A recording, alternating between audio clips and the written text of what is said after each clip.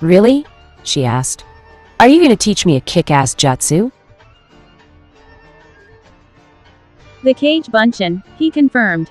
One of my best techniques.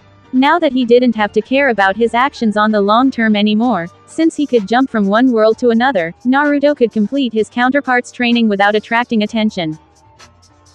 Naru, Kazama-sensei, you're the best. Stop shouting, Sasori warned. Or I will have to use poison to knock you out. Alright, she said. Killjoy, she muttered. I heard you. I always hear you. Naruto paled, while the younger Naruto fell on the floor laughing. Kabuto sighed. Why do I have the feeling this is going to be something usual in this team? Why are we working with them, Kazama-sensei? Naruto asked angrily to her mentor as they walked past Ino's flower shop, with some distance between the rest of the team. She was disguised, and didn't even take her prized headband, a situation she must have been unhappy with.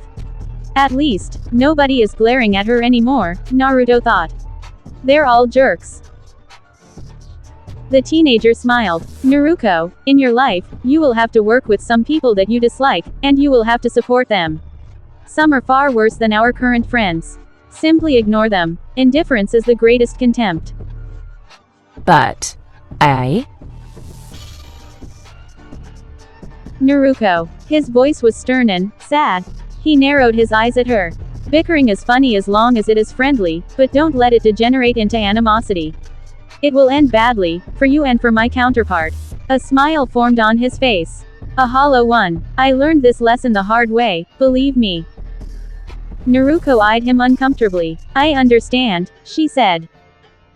His smile became real. I hope you do. I really hope you. He hit an immobile Kabuto, and barely avoided falling on the ground. Sorry, Ada. Another victim. Someone shouted. The child killer strikes again. Naruto frowned, as he eyed the crowd of people in front of him. They were listening to a man, who had just pasted a poster on the wall beside him. It displayed the photo of Choji, Naruto asked. Naruto nodded gravely, before motioning her to stay silent. The Akamichi wasn't the only one shown on the poster. The traveler also saw the photos of Kiba, Ino, Shikamaru, Sasuke, Sakura, and many other children he had known at the academy. At least 20 kids were pictured there, their names under their faces. Alongside that, a short message. 21 children methodically murdered. The killer is still on the loose. The council has offered a reward of 100 million ryo for his capture. Be wary, he is armed and dangerous. 100,000 ryo for any information leading to the murderer's identification. Go to the Inuzuka police station if you have any information. Even the smallest bit can help catch the monster. What the fuck is that? The blonde puppeteer asked. Apparently, Sasori stated, Konoha's children are preyed upon by a serial killer. I didn't know, the poster wasn't explicit enough, he deadpanned. But can't we get more details? Perhaps, the older puppeteer said. But we shouldn't move. With the current atmosphere, this crowd might not stay calm for long. I agree, the traveler said. Why not go to a hotel? I think there is one near the city center. So it began a week ago. The receptionist nodded. Yes, Shinha-san. The first victim was a girl named Sakura Haruno. Her body was found in an alley. It was a horrendous spectacle. After her, the murders have continued, and now each day we wake up knowing that another child is now dead. The police are powerless and everyone suspects everyone else. Sasori frowned. Are you sure it is the same murderer? Oh yes. Each of the corpses looks like they had been the toy of a savage beast, and all have been attacked while they were alone, with no witnesses. In fact, the police think it is the same monster that exterminated the Hyuga clan some time before. The Hyuga clan has been wiped out. Sasori's eyes widened, as he heard the rest of the group gasp in horror. Down to the last child, the receptionist confirmed. In one night, everyone in their compound was killed savagely. The clan defended itself, apparently, but it wasn't enough. To destroy a whole clan. Some say that it's Itachi again. That's crazy, his apprentice whispered. I see, thank you for the information. No problem, it's my job to answer questions. Smiling, Sasori turned toward the rest of the team. Let us talk in our room. I can't believe it. Her sensei winced. I know, Akane, but we have a killer in Konoha that even the police can't stop. We have to be wary. Can't we help? She asked. I'm sure that together we can arrest this beast. I doubt that we will succeed where the whole police force has failed. It's only a matter of time before he is arrested anyway. When all the clans coordinate their efforts, we can't do anything to help them. But we can't watch over all the kids in this city. Technically, he could, with the cage bunshin, but doing so would attract the attention of the authorities, which would probably cause more problems than his actions would solve. Heck, the police might mistake him for the killer. And since we are in another universe, everyone can be the murderer.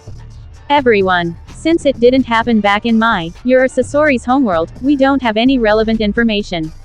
He gritted his teeth. It disgusts me, but I don't see what we can do. Naruto stayed silent. Maybe our counterpart will help us.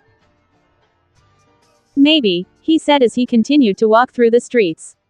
Night had fallen on Konoha, so nobody would see them go to the other Naruto's apartment, allowing them to avoid many of the questions that would have soon followed.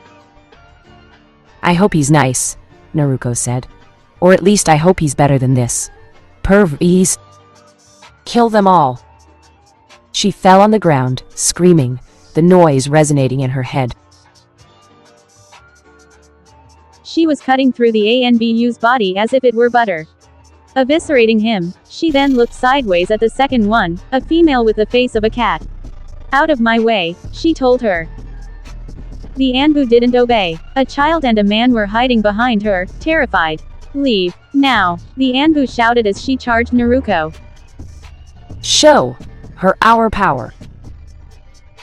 Despite her best effort, she obeyed the command of the voices. She tried to rip the Anbu apart with her claws, but she gracefully avoided the attack, riposting with a swing of her blade. Naruto's hard skin stopped the blade, which broke. I apologize for what I must do, she said to her. Keep your lies for another, demon. The Anbu shouted. She punched Naruto in the belly before kicking her in the head. I don't lie, she told her attacker. No, we don't. We are real. You are just a dream, and we will erase your existence from this wretched world. We will not be denied our sacrifice. No, we will not be denied, Naruto muttered. Beg and die. Scream for us. Honor our name, pitiful mortal. We are the devil. Dozens have fallen before us. You will die too. Naruto. She heard her sensei's voice, and saw him trying to make her return to reality. But then, in an instant, she was in another place. You cannot escape me. She roared as she pursued the man and the child through the forest. She was still covered with the blood of her last prey. Honorable grandson, the man said. Go to the town, warn the Hokage that the Kyuubi has awoken again. Bo. Run, I will try to give you some time. He shouted as he turned around, a kunai in hand. It's up to us now. Naruto laughed. I will flay you alive, and then wear your skin as my new jumpsuit. Naruto. Get up, little girl. You're not him and he isn't you. Naruto was now in her sensei's arms. His look was a horrified one. Yes, Naruto-sensei. He relaxed a bit. You just passed out. I don't know, she said. It was so real. It was... She squealed in surprise, much to her sensei's incomprehension. I'm hearing voices! A voice. I'm the only one here. Okay, there might be one or two repressed personalities of yours around here, but I really don't want to know them, they're creepy. What the fuck are you? She asked, before noticing Naruto's expression. She blushed. Thanks, now Naruto-sensei thinks that I'm crazy. He didn't need my help to realize that. Shut up! Naruto, her sensei asked. Is it the Kyuubi? The Kyuubi, she repeated. Good guess. Yes, I'm the Kyuubi. And the images in your mind came from another me, its mind briefly connected with my own, resulting in your fainting problems. What did it say? Naruto asked. Apparently, another Kyuubi has squatted in my mind, making me hallucinate. I'm currently communicating with the puppeteer's Kyuubi, and it has had the same problems. We can protect you and your counterpart from its influence, but you must stay away from it. Why? It is unstable, or at least, patently violent and unpredictable. His host is as unbalanced as it is. In fact, What? he might be the killer they search for in town. What? She shouted. My counterpart is the serial killer. Naruto frowned, and the Kyuubi confirmed it. He is currently fighting with a man, and winning. The kid you saw is currently fleeing, so you should hurry if you want to save him. Where are they? In the forest. You can't miss the spot, it's right after the dismembered body of an Anbu. Naruto-sensei, our counterpart is crazy, and wants to kill someone in the forest. The teenager frowned, before making a few hand seals. Cage Bunchin. Immediately, 20 clones appeared beside him. You two, take Naruko with you and bring her to Sasori. The rest of you, you know what to do. He looked at his unconscious prey, and hesitated. Go on. Kill him. Take your price. No, he said. No, I won't. Don't be a fool. It's your right to slaughter the weak. Remember what his grandfather has done. You can't let him get away with it. Struggling, he managed to ignore the voices. As he transformed back into his original form, he sat on the ground beside his victim. As the voices tried to convince him to change his mind, he simply stayed silent. He had to resist. How long would it take for the Sandaim's forces to find the duo before he felt compelled to kill again? The murderer was there, sitting in the shadows. The unconscious boy was lying on the ground, beside him. His orange jumpsuit was torn apart, and his stare was completely hollow. I know you're there, the blonde boy said. Come on, show yourself. Are you afraid? Naruto shook his head negatively, eyeing his counterpart as he approached him. I am not. Wrong, he said, with a sad smile. I detect a faint, repressed scent of dread in your heart. You're afraid of what I am. He's right, he thought. I'm scared, because he is what I could have been. This boy is what I would have been if I had snapped. I have always been scared of one day becoming the very kind of monster I was fighting against. This fear was now incarnated in this boy. And your scent is strange, the evil counterpart stated. Just like my own. Who are you exactly? Naruto stayed silent, blatantly ignoring the question. Before staring at the boy, he immediately recognized him. Konohamaru has done nothing to you. Who cares? His grandfather ruined my life. The statement was cold and harsh. His incompetence destroyed my childhood. His eyes became red for an instant.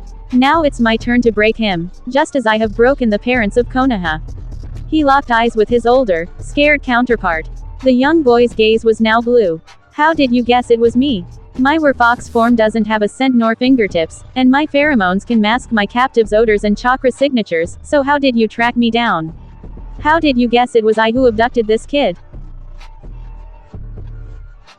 So that's how he avoided pursuit for so long. The Inuzuka are too reliant on their dogs to hunt someone without a scent. Wait, did he say werefox?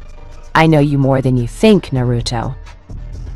Then you should know what it is to be like me, don't you? He asked with a pathetic voice. The world traveler nodded. I can't stop myself. He cried. Tears rolled from his eyes. Naruto found himself taken aback by the spectacle. I know it's wrong, but I can't stop. The voices push me to do it. They are always with me, always. When I walk, when I eat, when I sleep. They goad me into killing, into destroying everything I don't like. I try to resist their call, but sometimes I can't. He fell on the floor holding his head with his hands. I know it's wrong, but I can't stop myself. When I see people happy, I can't help but give in to my urges for blood. I can't help but find joy in people's misery and despair. And when I realize what I've done, I'm horrified. The voices sing their approval, while I'm consumed with remorse. But then I see another happy couple, and the cycle starts all over again. He screamed, and the traveler winced.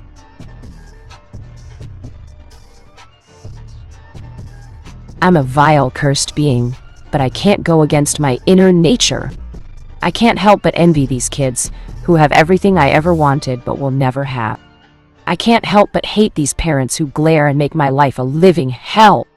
I can't help but want to destroy everything they hold dear, so they feel my pain and loneliness. And I can't help but channel my impulses into murder and violence. He smiled. It was an obvious fake one. I tried to do something else. I tried to be happy, I tried to befriend children, I tried to help people, but nothing worked. My smile only met scornful looks, the children bullied me and rejected me, and I failed to help anyone. Hinata, I tried to help her pass. I did everything to help her, down to forging her results, so she wouldn't end up with the caged bird seal. But even when she became a genin, it wasn't enough for her clan. They used the seal on her, so her sister could inherit the rank of heiress. She dreamed of peace, so she did not resist. She did not flee, and she died from the procedure. She died screaming and crying. And the world rejoiced. His smile twisted into a despair, dead face. His eyes were as red as blood, and his voice deeper than normal. I'm the only one that came to her funeral, with the Sandam Hawkage. Then when her father finally came, I thought that maybe at least he loved her a little. But then he touched Hanabi's shoulder, and do you know what he told her? He asked. Naruto shook his head.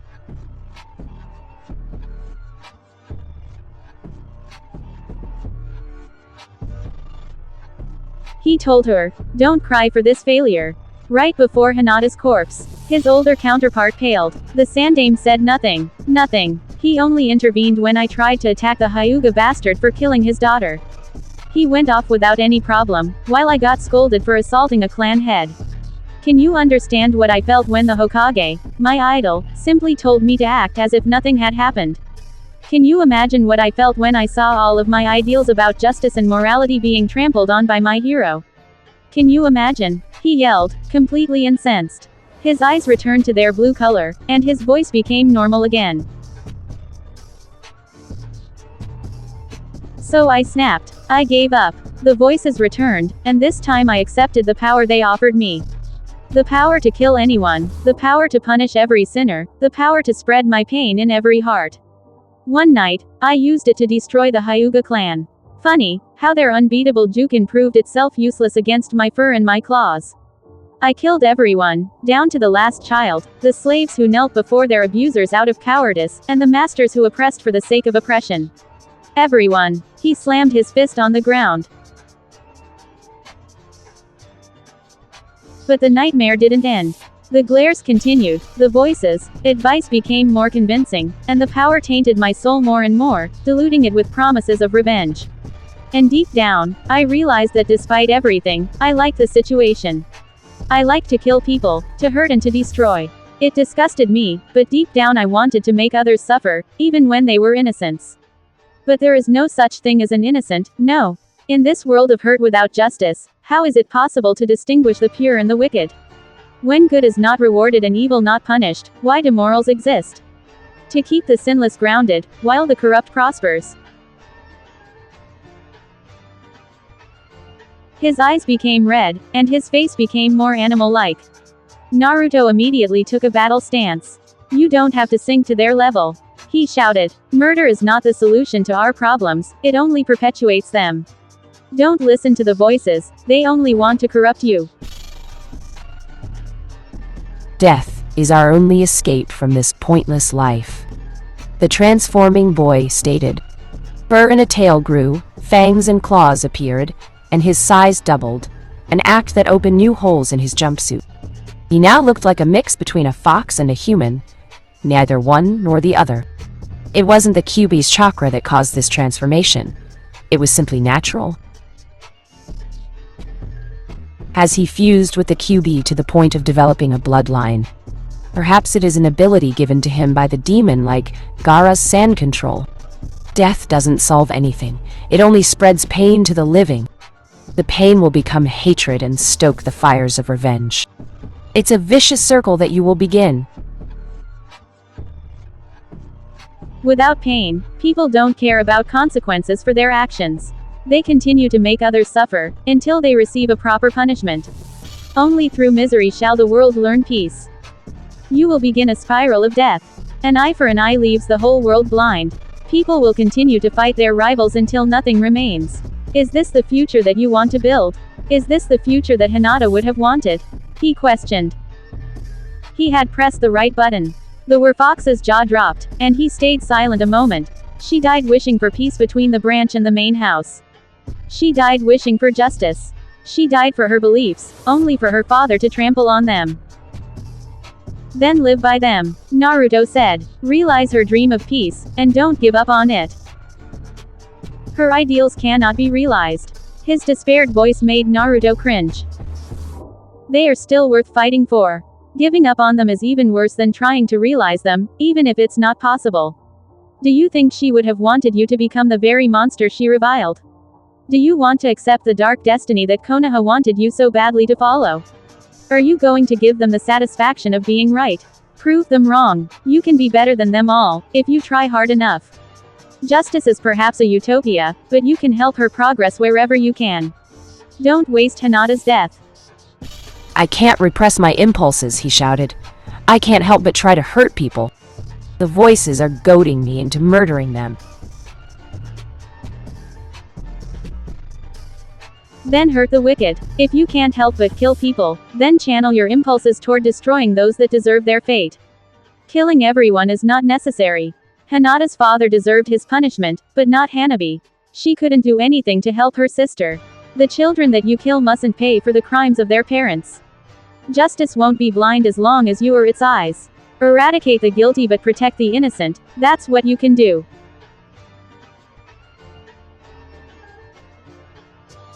The werfox grabbed his head, before screaming. Naruto winced at the horrible sound. As the shriek resonated in the building, the creature changed appearance. The fox elements of anatomy disappeared, giving way to a 12-year-old child in a torn outfit. He locked eyes with his older counterpart. Who are you? An angel, who has come to show me the right way.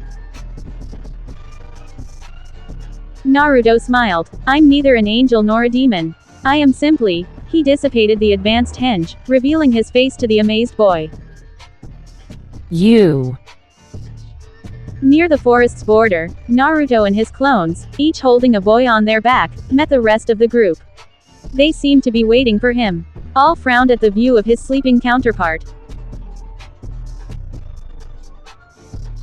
Naruto stayed emotionless. He has a problem, he stated as he placed him on the ground, his clone imitating him. He needs help. I can't believe I'm a serial killer in this world. The puppeteer Naruto muttered to himself. Kabuto knelt beside the two children, before performing a medical diagnostic. Strange, your counterpart's cellular structure is abnormal. He can transform into a werfox at will, he explained. He doesn't need the Kyuubi's chakra to do so, but it seems to increase the mental hold the Biju has over him. It allowed him to avoid capture, but... I see, Kabuto said. It does explain some things. His cells are acting strangely, as if they had a mind. Perhaps the Kyuubi is controlling them. I don't know, but he is tormented by different voices that compel him to kill.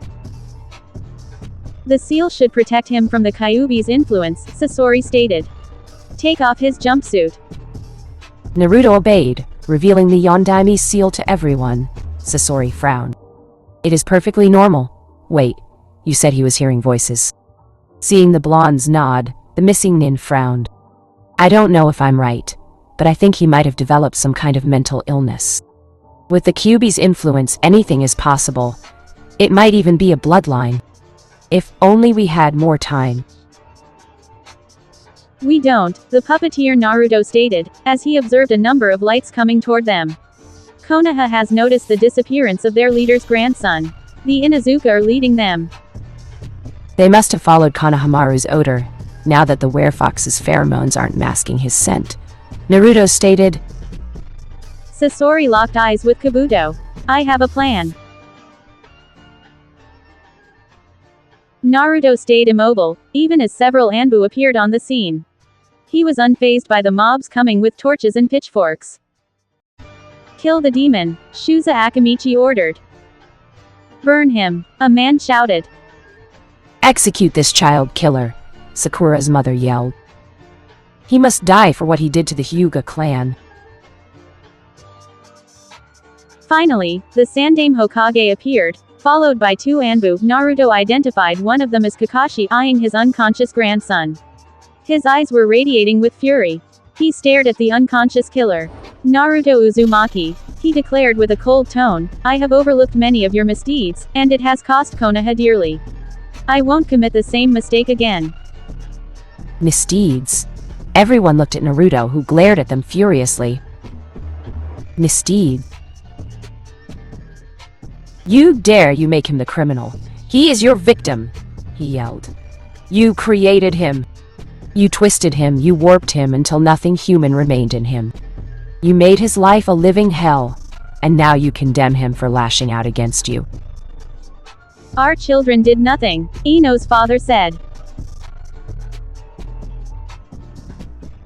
Naruto never did anything. Years of repressed feelings were now expressing themselves. You tortured him for the crime of another. He isn't the Kyuubi and never was. You made him a scapegoat. And you insulted the Yondaime's last wish only so you could hate something. You disgust me. How do you know about that? The Sandaime narrowed his eyes, and the crowd paled.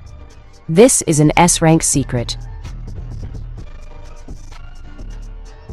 Naruto clenched his teeth. It doesn't matter. What matters is what will happen to him. He glared at them. I won't let you condemn him. He is ill, and needs to be healed, not executed. He took the young blonde in his arms. I'm sorry to say this, but he has crossed the line, the Sandaime replied. We cannot allow this murderer to live anymore. We can say the same for you, Saratobi Dano. Sasori faced the assembled crowd. You too have blood on your hands for not so noble reasons. The Uchiha's fate attested. The Hokage paled, and the existence of Root even more. To his credit, Sarutobi quickly corrected his expression, the mob looking at him questioningly. What's the meaning of this, Hokage-sama? Shikaku Nara asked. This man knows some of Konoha's darkest secrets, he stated. I want him to be detained and interrogated. If you do that, my agents will spill the beans to the 4 other cages, Sasori smirked. You don't want the start of another shinobi war, do you? Think about it, Hokage Dono. The Hokage frowned. What do you want? To talk, in private, and to have Naruto spared. But we can't let him. Quiet. The Sandaime interrupted Shuza's words. This is a very important matter. But... Naruto will be detained while awaiting my judgment, the Sandaime declared, before gazing at Sasori, then at his 3 companions, then at the 2 Naruto. We will talk in my office. I want to know everything. Sasori smiled. You will, Hokage-sama. You will. As the Anbu escorted them to the Hokage Tower, Naruto sensed his asleep counterpart stiffen. It will be all right, he muttered to him. The boy instantly relaxed. Sandanjiji, you will need an explanation for this situation. Badly. After receiving Sasori's hidden signal, Kabuto successfully left the mob which he had infiltrated, still under his civilian disguise. Kazama's clone, under an advanced henge, continued to follow the group. Kabuto opened the door of the hotel. He had to prepare the group's belongings, since they would probably leave the town within the day. running for their life, apparently. The medic noticed something strange. Nobody was there to welcome him. Kabuto looked sideways behind the counter. Perhaps he could find a note or something. He only saw the receptionist's dead body on the floor. Kabuto only had the time to widen his eyes before he sensed someone grabbing his head. Instantly, his mind blacked out as his memories were brutally extracted from his brain, killing him on the spot. Casually, Madara let the corpse of the medic fall on the floor. Processing the information gathered from his mind, the man with the Rinnegan hesitated between waiting for his other self to return and immediately destroying Konoha with the Shinra Tensei. Now that he knew that his actions didn't matter on the long term, since he could jump from one world to another, he didn't fear to attract the attention of the 5 great nations anymore. His internal debate ended when he sensed 2 people materializing behind him. Turning around, Madara stared at the duo. The first Madara who had contacted him had brought another self as reinforcement. This one was wearing his old red Uchiha armor, had longer hair than them, and was wearing his first mask, the one covered with dark spots. He was carrying a gourd and a mirror on his back, and a strange green jewel was encrusted in his mask. Madara nodded to his other self before shaking hands with him. Enchanted, my other self. The pleasure is all mine, myself, the alternate Madara said. What happened to the Sharingan on your left? Consumed by the Izanagi, to save myself from Hashirama's blade, Madara stated. I replaced it with the legendary Rinnegan. He pointed to his other eye with a finger. The armored Madara nodded. So you have bred a new sage of the 6 paths. Yes, but some idiot killed him before his gift could mature. Cursed Hanzo. At the time of his death, Nagato hadn't fully unlocked all the powers contained in this eyes, forcing him to complete the job after implanting it on himself. Worse, without a powerful figurehead, his plans to gather a powerful army while staying in the shadows had been completely ruined, and dozens of years wasted. Madara had been more or less on his own until his counterpart came to his aid. You, on the other hand, you have apparently gathered a few treasures instead. His counterpart straightened up. After my defeat at the valley, I understood that I could only believe in myself. So I have collected everything that could improve my abilities. The Sword of Totsuka, the Kusanagi, the Yata Mirror, the Magatama Jewel, the 5 artifacts of the First Sage, they are all in my possession. Madara admired his other self's determination. He had never obtained any of these items in his lifetime, only seen them, and obtaining them must have been a long and arduous quest. Mastering their power must have taken a lifetime, and an incredible willpower. And you, my dear twin? The armored Madara asked his last counterpart. What have you done in your world? The immortal chuckled, before revealing his arm to the duo. Both awed. 10 Sharingan were transplanted in his skin. You massacred this clan of betrayers? Madara asked, while his armored counterpart stayed silent. I am impressed. Thank you. What happened to your world's Uchiha clan? One of them went rogue and killed them all, because they were unworthy to live, Madara declared. Itachi Uchiha, I think his name was. He is a true, pure Uchiha, uncorrupted by Konoha's teachings. In this world, Itachi massacred his clan under the Hokage's order, as I had predicted it would happen, the armored Madara said. I killed this fanatic later, for stealing my revenge. At least, these backstabbers are dead in all worlds I have visited, the clan killer announced. Karma does exist, it seems. He eyed Kabuto's cadaver. What happened here? It appears, Madara said, that this world's Kyuubi Jinchuriki is far less weak than his counterparts. He has decided to take revenge on the Leaf, by crippling its next generation of ninjas. Has he succeeded? His armored self asked. Unfortunately, our prey has intervened and interrupted the killing spree. Much to my disappointment. The Jinchuriki has been captured, but his counterparts have decided to spare him. They are currently talking with the Sandam Hokage. He gazed at his two twins questioningly. What do we do? They won't expect an attack so soon. The armored Madara seemed to hesitate, but the clan killer shook his head. We will wait for them to return to the hotel. We are outnumbered, and we will not have a second chance. The world traveler is our only target, the others are just potential hostages. If they want to leave, they will need their equipment. We will attack them by surprise. Mada, he stopped. It's going to be confusing during the battle, if we all use Madara to call each other. Why not finding code names, just in case? The two counterparts thought about it. Why not using the names of the gods, who have gifted our clan with the three great techniques? Amaterasu, Tsukiyomi, and Susanoo. Since many of my items had, according to the legends, belonged to her, I will take the name of Amaterasu. The clan killer nodded. Why not? Being the master of deceit and illusion, I will adopt the name of Tsukiyomi. Madara nodded. Being the possessor of the strongest power of my world, I will adopt the name of Susanoo. Tsukiyomi nodded. And soon, all realities will bow down before us, as the mortals bow down before gods. God. The title would suit them well.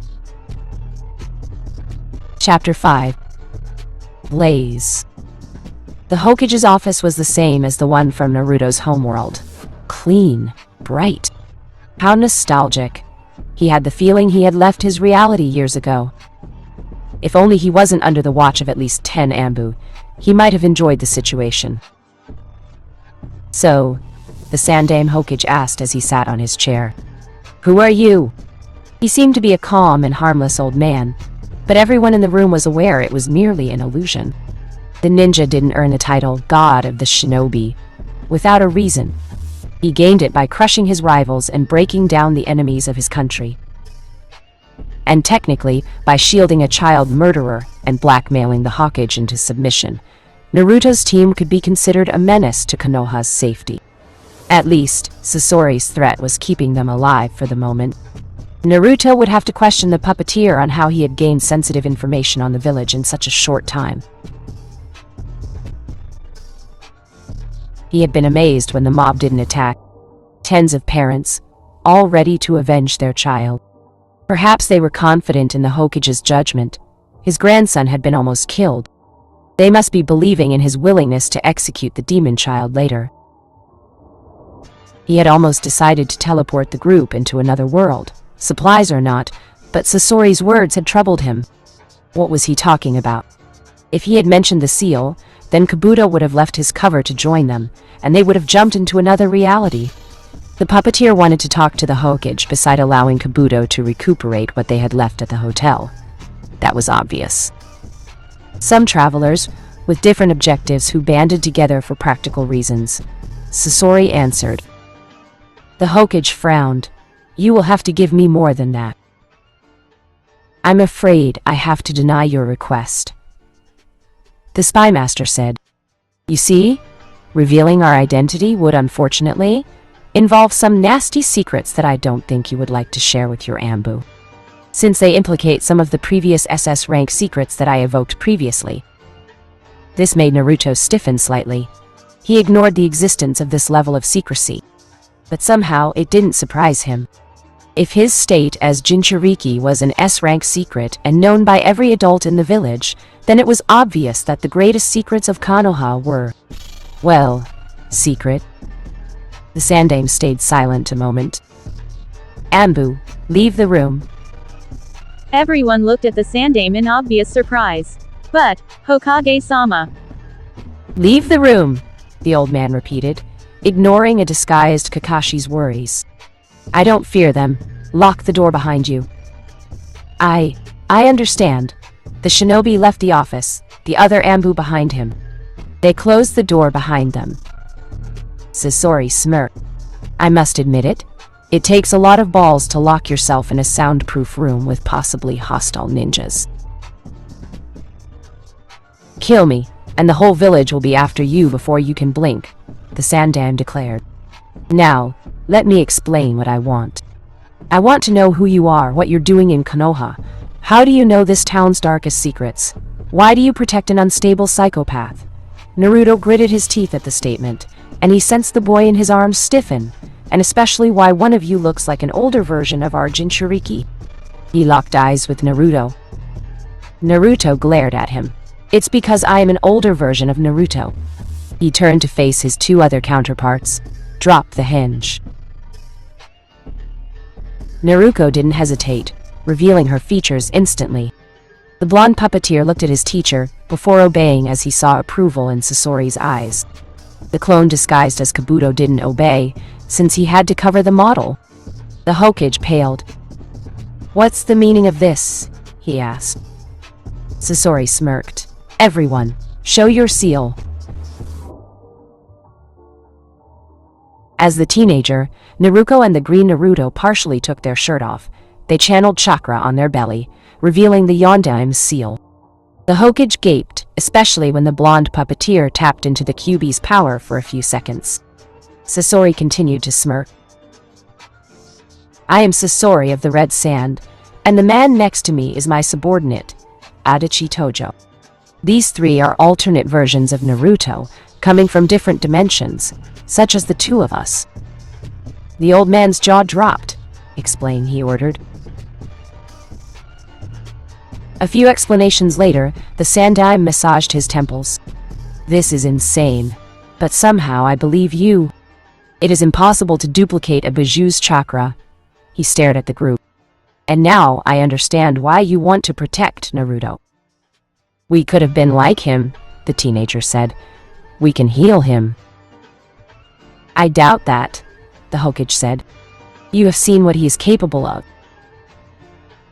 Naruto gritted his teeth. Blame Konoha for that. Its citizens' abuse twisted him.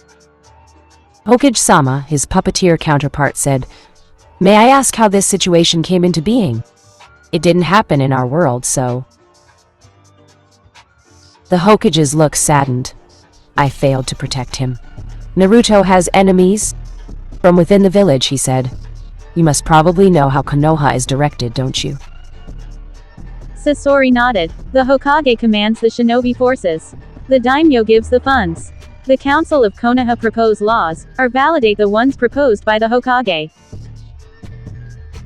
The Sandaime nodded. After the Kyuubi's attack, I summoned the council, and made them validate the law of silence. While they seemed to approve, it took only a week for everyone in the village to learn about Naruto's problem. After dozens of public executions of informants and potential murderers, the citizens of Konoha learned to respect my decree. Unfortunately, some influential people decided to get around it. "Who?" Naruto asked, as his eyes narrowed. He wouldn't have another chance to learn about these people, and he wanted to confront them personally. Powerful merchants, clan heads, veterans, the conspiracy is very heteroclite, and very powerful. How many are its members exactly I don't know, but they control a large part of the armed forces of the village and can affect the whole economy. The Uchiha clan was its leader, until Itachi removed them for me." Everyone except Sasori gaped. Naruto couldn't believe his ears. "Itachi was working for you," he said. "You wiped out the Uchiha clan. For the good of Konoha," the old man responded. Fugaku had decided to take over the village, to make it an oligarchy led by his clan. A coup would have been disastrous. It might have started a new shinobi war. I had no choice but to approve Danzo's proposition to remove them, after discussions failed. So the root, a secret part of the Anbu, and Itachi, destroyed the whole clan. Even the children and the non-combatants. Naruto shouted. It couldn't be the Sandaime he had known. What do you think would have happened if they had discovered what had really happened? The Hokage snarled. The revelation of our implication would have been disastrous for our image, and the children would have grown with only one thing in mind, avenging their parents.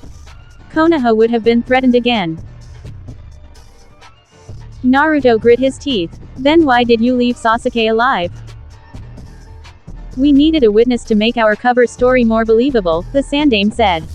Itachi wanted his brother to survive. When he awoke from a genjutsu-inflicted coma, he revealed to everyone that the beloved prodigy was the one, and only, responsible for the massacre. You framed your own agent. Naruto couldn't believe that the man in front of him was the person he had admired in his childhood. His idealized view of him had been shattered by the hammer of truth. It was his idea. Sarutobi closed his eyes. Itachi loved Konoha, and sacrificed his life for it. Sacrificed? Someone murdered him for his implication in the massacre. The Root has recently found his dead body in an old Uchiha fortress, his eyes plucked out of his skull. There was a note with him. Rewarded as traitors deserve. The old man opened his eyes again. Anyway, after their destruction, the conspiracy continued to exist, but this time under the Hyuga clan's command. They wanted to make the demon pay, and to refine him into the perfect weapon in the process.